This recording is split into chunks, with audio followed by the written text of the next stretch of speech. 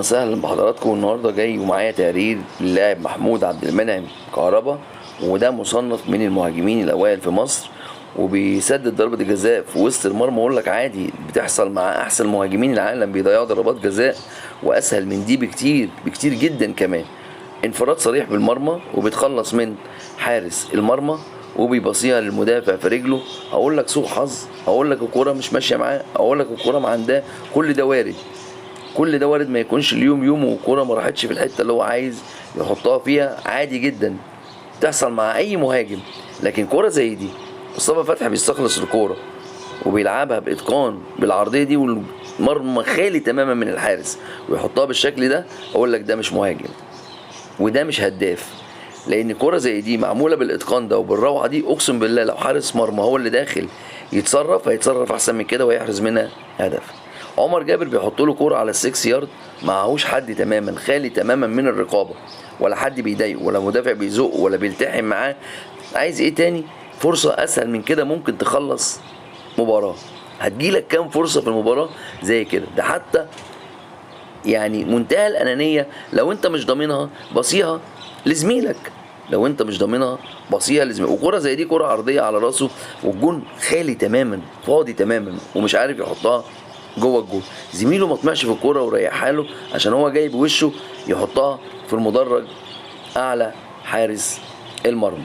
يا جماعه الهداف بيبقى ليه مواصفات ان هو من نص فرصه يقدر يجيب جون. هنا الاثنين المدافعين الجزائريين بيغلطوا وهو بيحطها لوب من فوق حارس المرمى. ده مش لوب، ده مش لوب ورجل المهاجم، لان رجل المهاجم بقى عندها حساسيه كده، يحط الكوره عارف هو بيحطها ازاي. اقسم بالله لو مدافع كان حطها بحساسيه امهر من كده وكانت دخلت الجول. فاللعيب الهداف يا جماعه ليه مواصفات خاصه، ما نجيبش لعيبه اتمان لعيبه او انصاف لعيبه ونعمل منها نجوم عالميين. نفسي اعرف محمود عبد المنعم كهربا بالنسبه لنادي الزمالك والنادي الاهلي عمل لهم ايه عشان يدوله الحجم دوت كلاعب كوره وكمهاجم، او مصنفينه كهداف لما تجيله انفراد كده بالكوره زي كده ومعهوش الا المرمى وحارس المرمى واقف في المرمى ويحطها اعلى العارضه بالشكل ده. هتحط الكوره في الجون امتى؟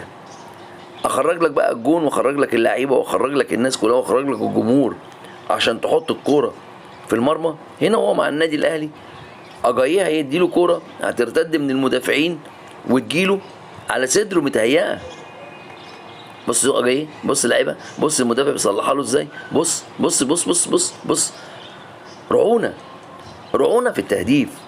هي دي الرعونه اللي في التهديف اللي عند الهداف، اللي بقول لحضرتك ده مفيش مواصفات هداف. اتمنى من حضراتكم ان لو كلامي عجبكم اشتركوا في القناه وتفعلوا الجرس، ولو عجبك الفيديو ادعمني بلايك. نفسي اعرف بقى النادي الاهلي والعين اللي اختارت محمود عبد المنعم كهربا للنادي الاهلي دلوقتي، والمشكله اللي عملها محمود عبد المنعم كهربا والنادي الاهلي دايما نادي بيقول نادي المبادئ والقيم. اما هو نادي المبادئ والقيم، ابص لسلوك اللاعب خارج الملعب ولا ابص لسلوك اللاعب داخل الملعب؟ طب الاتنين عند كهربا زيرو.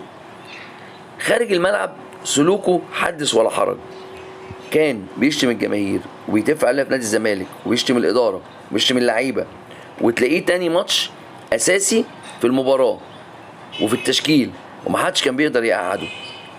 وجوه الملعب وريت لحضراتكم الفيديو ازاي الكور السهله بيضيعها، زي ما يكون بينتقم من الفريق اللي بيلعب ليه او عايز يجيب لهم جلطه، او هو امكانياته كده وما عندوش مهاره تهديفيه او شيء من هذا القبيل. يبقى الناس اللي بتختار دي او بتدفع ملايين في اللعيبه قبل ما تخصم عليه عشان مشكله عملها دلوقتي في النادي الاهلي مع محمد الشناوي والاعلام كله بيتكلم عليها وهي بقت حديث المدينه، قبل ما تخصم عليه يا سيدي الفاضل مليون او 2 مليون او 3 مليون او 5 مليون مش هيفرقوا معاه.